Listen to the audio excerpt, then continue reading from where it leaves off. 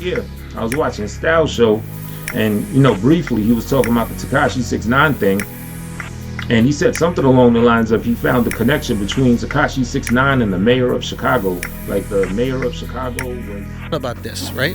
He's signed to William Morris Endeavor, the agency WME. He is? Yes, he's with them now. Massive agency. I'm going there. No, real quick. So I've heard that he signed. You said he signed to WME, but I also heard he was signed to like the son of the guy that runs Universal. Maybe I don't know. It's but possible he's an industry plant. Posing the idea that dude might be 12, as they say in where they say 12 at for police, Atlanta or something. But yeah, he was suspecting that he might be a plant or you know some COINTELPRO shit. You know, and I believe it's the owner's son that is friends with someone that's a current or former FBI agent, something to that caliber. But so basically 6ix9ine is already connected to the FBI somehow like that. And Styles brought up that he has a connection to Chicago, to the mayor or senator or something like that. And he was also bringing up that it would kind of make sense considering the way that 6ix9ine be moving. Oh, nobody could touch me, and talking all this shit and doing all this like risky behavior. So, you know, I was kind of thinking that too. Because I mean, if you check another channel I want y'all to check out is Tupac Hoax Revealed. He does videos proposing the idea that Tupac himself was an agent, was a plant, whatever. I know this shit may sound crazy. He was a revolutionary. He was for the cause. You know, he's our current day martyr of a black leader and everything. You know what I'm saying? He's today's Malcolm X and all that other shit. I get all of that. But basically, he brings a lot of compelling stuff that suggests that Pac is an agent, right? And when I'm looking at this Tekashi 6ix9ine thing, I'm seeing a lot of parallels to the stuff that Tupac Hoax Revealed has revealed. And you know, y'all may not be able to get it until you really, you know, dig deep into the meat and potatoes that Tupac Hoax Revealed got about Pac for y'all to really vibe with what I'm saying. But I could still break down a couple similarities. Like for example, Pac, he was rolling with Thug Life at first, right? Crips. The mama's in the back smoking crack and the nigga on the top. Can't try cause I'm locked up. Can't try cause I'm locked up. Can't try cause I'm locked up. You get shot, you go to jail, come out, he's rolling with the Pyrus, he's rolling with the Bloods, right?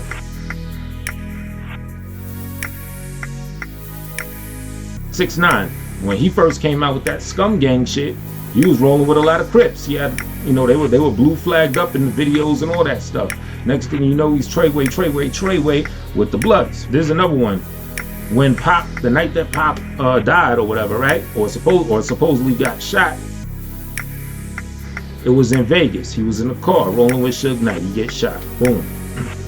Right before 6ix9ine was picked up for them to take him in, for the feds to take him in, they said that he was about to go to Vegas, right?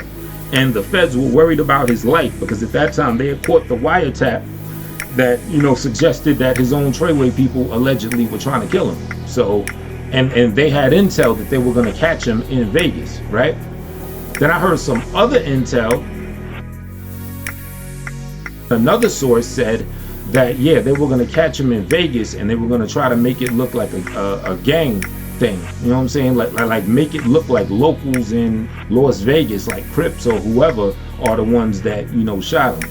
So I just found that interesting. Like, imagine if that would have happened. Him getting shot in Vegas. You know what I'm saying? Same way that it happened to Pop. Add that with the other parallels. There's another thing we're on video. It was an interview. I think they were interviewing Pac and Snoop. I think it was an interview in relation to the Two of America's Most Wanted video. And Pac was talking about how his real life plays out like a movie. And he said, yeah, you see me this, you see me get shot here, you see me go to jail, you see my death. You know what I'm saying? Like, he added the aspect of him dying. Now at this part, this was before he supposedly got shot in Vegas, but he was going through the timeline of events that are to play out. You know what I'm saying? How you could see it like in real time. And you know how his music predicts a lot of shit. He's like, yeah, I talked about going to jail, I do this, you can see this, you can see that, you see my death. Now how the heck could he in an interview say that you see his death? Like, if it is some suspect shit, then it sounds like he already got that script. Like, he got the script that he's supposed to die according to the story. You know what I'm saying? And you know, him just getting in his bag talking his shit, you know, he just like slipped that shit out because in his mind, yo, that's part of the script. You know what I mean? But you know what I mean? He revealed it to the people. Yeah, you see my death. So that, and then the sure to be rich till 96 line, that shit plays out. And then we can make a parallel to Tekashi 6ix9ine. I think it was earlier this year. Tekashi said that he's gonna retire this year. That he's gonna quit rapping in 2018. He's kind of like predicting something.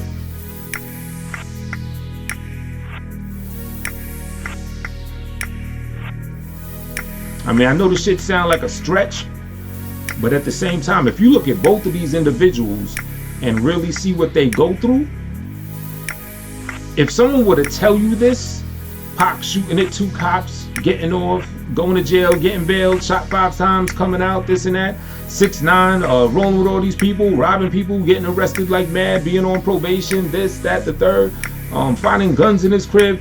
It's so much action-packed shit in both of these individuals that if you didn't see this happening on TV and someone were to tell you this shit, you'd probably think that is a stretch. Racketeering charges against rapper Tekashi 6ix9ine. Here's surveillance photos showing the seconds before a shooting at Barclays Center and more showing 6ix9ine before a robbery in Times Square back in April.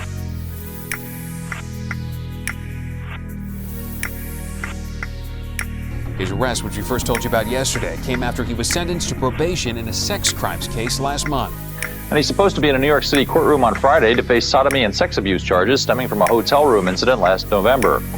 In an unrelated case, Shakur is denying allegations he had sex with a minor. New York police seized a videotape allegedly showing him in a hotel room with a woman who appears to be underage. The tape was confiscated as part of an investigation into sex abuse charges against the rapper. At a news conference, his attorney said authorities are out to get Shakur.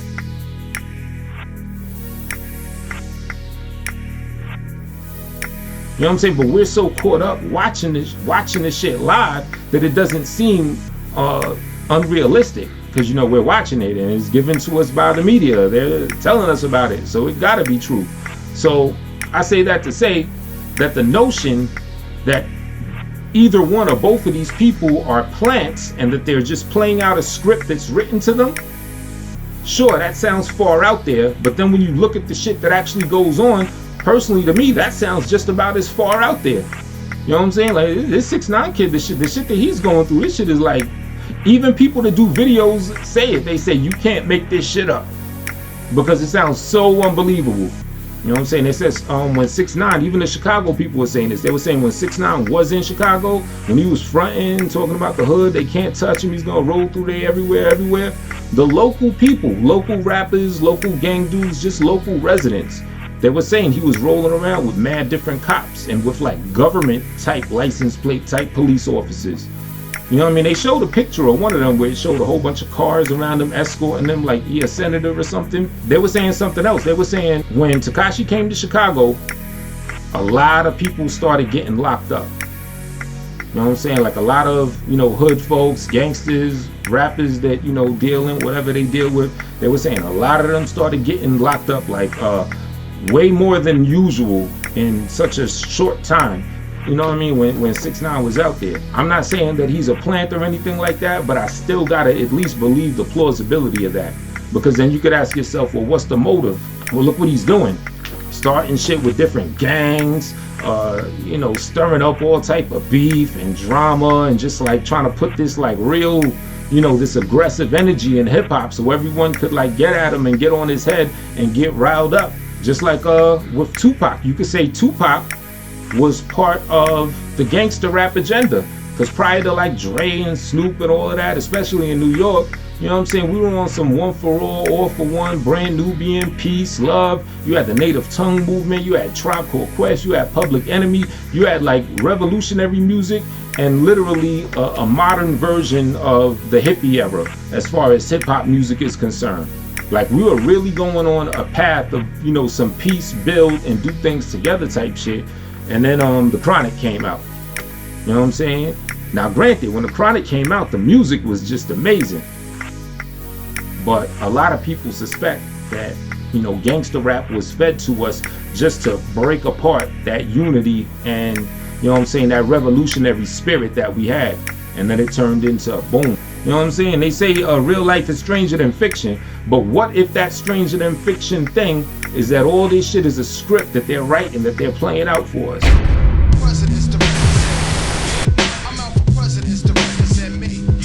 I'm out for presidents to represent me. It was like straight out of a movie, like, you know what I'm saying? Like a scene out of a movie.